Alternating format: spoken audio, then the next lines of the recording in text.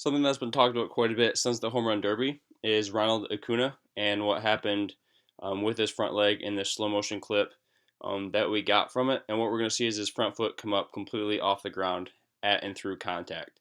So if we go back to this point here, we can see that as he's roughly 3 to 4 feet away from the baseball, his front foot starts coming up. And then when he actually gets to the baseball and gets to contact, he has very little of his actual foot on the ground in both his front and his rear leg, right? So the question is this something that we should consciously train, or is this something that just kind of happens with him? And is it something that we should try to coach? So what this actually reminded me of, if I go ahead and pull up some long drive clips, is golf. So the reason that we're going to look at long drivers in golf is because their job is literally to just rotationally put as much force into the golf ball, into their club as possible.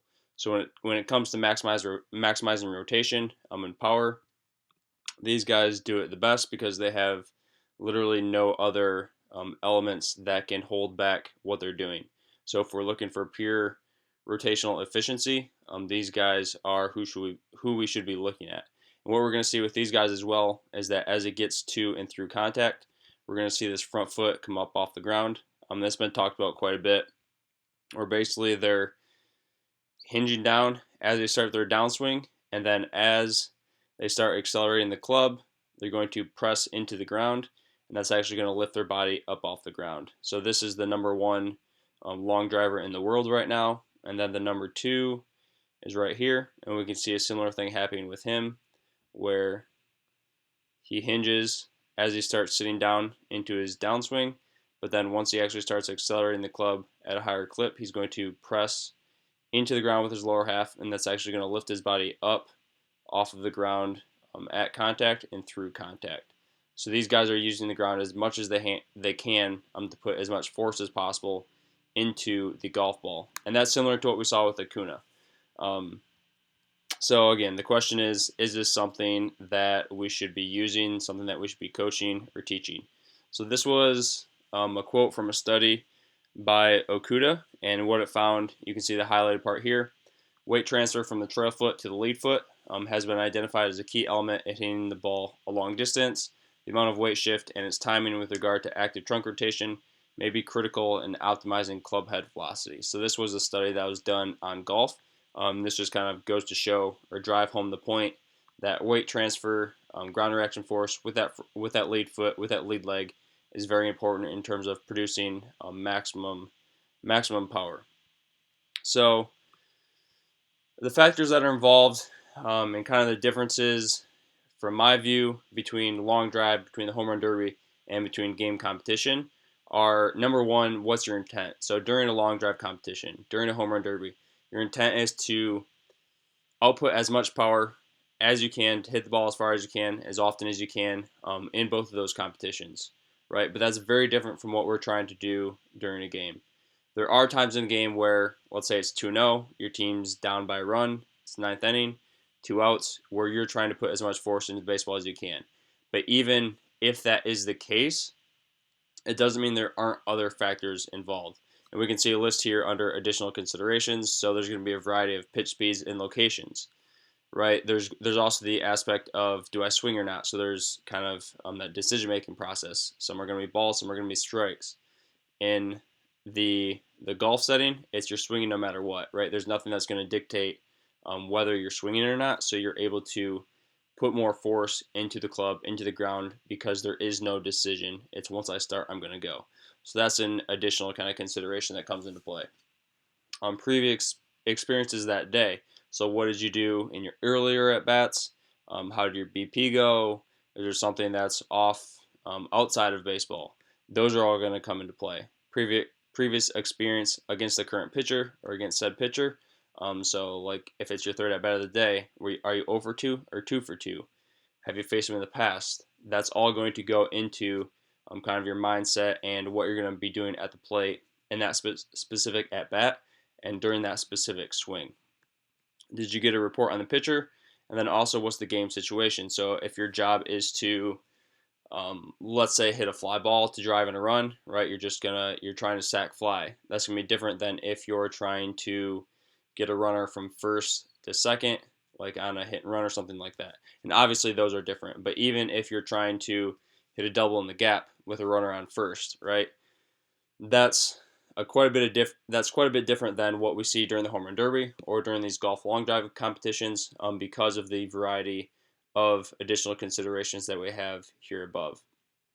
So, with all that kind of in mind, here is a series of clips of Acuna in game, and we'll actually just roll through these and kind of watch him here at the start, but pay specific attention to his front foot. We're going to get a variety of front and side views and just kind of be aware of what happens there. I'll just let him roll through here to start.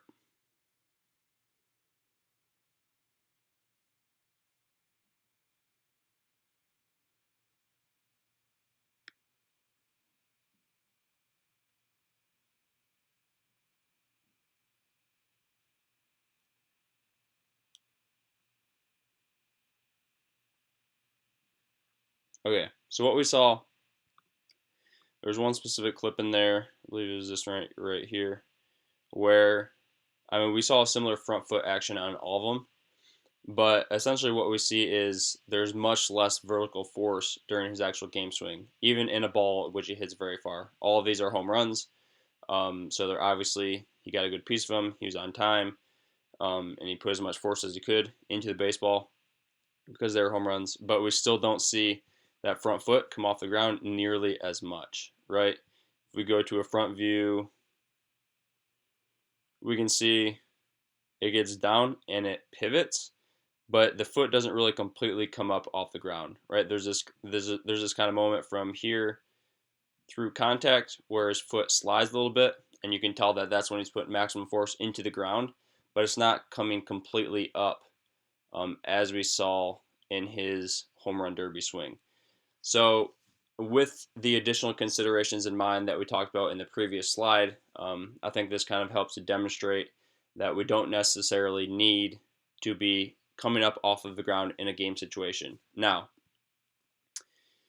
with that being said, I don't think it's a bad thing to think about trying to work on some of that stuff. So if you're in a practice setting, or you're in a practice situation, and I'll just play this on loop here as I go through these. But if you're in a practice game or a practice situation where what you're trying to do during that session is develop speed and power, I don't think it's a bad thing to focus on, hey, this time I want you to try to put as much vertical force into the ground as you can during your swing so that you're literally coming up off of the ground, right? And this could be just during BP, where let's say you're hooked up to a HitTrax or you're using a Rapsodo hitting and you have that feedback. You could even be out on a field.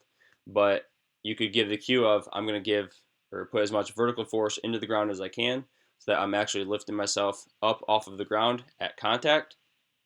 And what that's going to do is essentially just allow you to get the feel of what it means to put as much force into the ground as you can. So it doesn't mean that we're going to then take that swing and try to do that in a game scenario, but it's going to help you basically build more capacity to do so.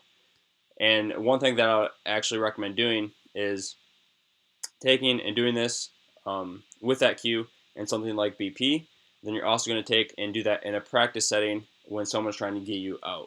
So you're kind of merging that BP with that actual in-game live feel where you're not only trying to put as much force into the ground as you can during BP, but also when someone's trying to get you out. And again, I wouldn't recommend doing it during a game, but if you can do it in practice in a similar situation, that means you're again raising that capacity level so that when you get in game, it might not happen, but your body now knows, understands how to work faster, how to work at a quicker pace.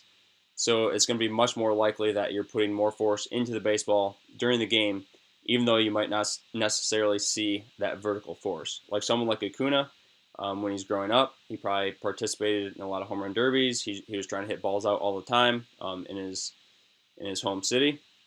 So he had a lot of practice where he was just trying to put as much force into the baseball as he could.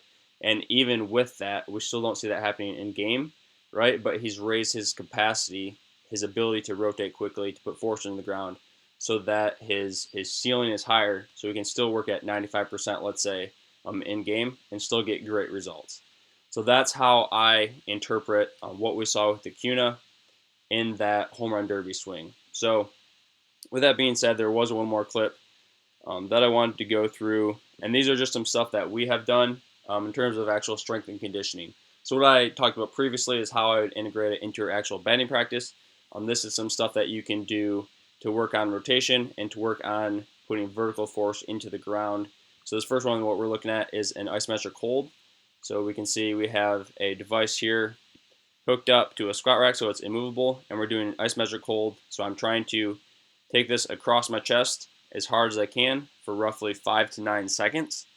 So what that's going to do is basically, it's called PAP. I'm sure a lot of you have heard of it. But if you go and you do this and then immediately go take swings, there's pretty good research backing this that when you go and take your swings, you're actually going to have higher ball exit velocity, then also higher swing speed. So this is one thing that we'll do as part of a warm-up on some of the days with our athletes to get them prepped, to get them ready to rotate harder, to rotate faster. So that's one of them. This is another one that we've started implementing, is basically hooking up 2 bands. I know this is kind of poor video quality, but we're hooking up 2 bands, 2 strong bands. If they were Rogue, they'd be 2 of the stronger bands that they make, but hooking them up in a squat rack so that they're parallel with each other, and taking just the bat handle, and we're going in and out of those bands as fast as we can. And we've actually taken EMG readings on this. If you look at, this is Jerry Burton, so if you look at his Instagram page called Train Efficiently, he actually has a post on this. But what we're looking at is EMG activity of the oblique, of the lat, of the various other core muscles. And we found that this was a very good way to train at high speeds the actions that we're looking for out of the core as it relates to the swing. So that's one that we use. This is another one.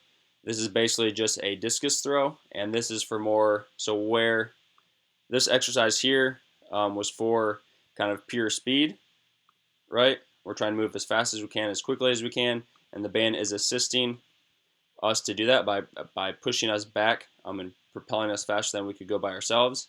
So this is for pure speed, whereas this exercise is more for pure power. So he's using a 8-pound med ball here, and is just trying to rotate and throw it as hard as possible. So this is working more of the strength side of the spectrum, and by combining those two, we're going to get greater rotational ability when we actually go into our swing. So this next one is something that we'll use for vertical power.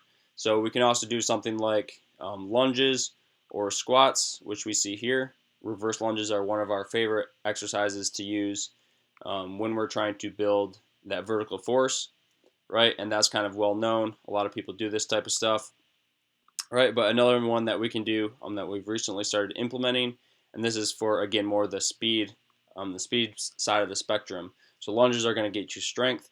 This is for more the speed side of the spectrum, so that when your front leg hits, you can immediately apply force into the ground when you need to. So what you can do is attach 2 bands to the bottom of your squat rack, hold those in your hands. The bands are going to be pulling you down, so you're going to have to resist that, and immediately once you hit the ground, propel yourself back up as you go ahead and do your jumps.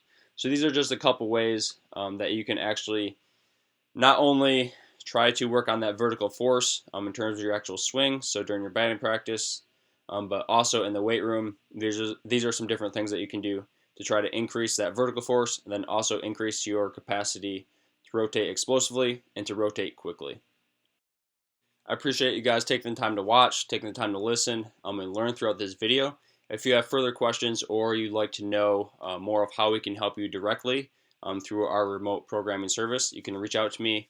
My email is brady@dacbaseball.com. Again, that's brady@dacbaseball.com. Or you can reach out to me on any of my social media outlets. So if you just search DAC Baseball on either Instagram or Twitter, you'll be able to find me there.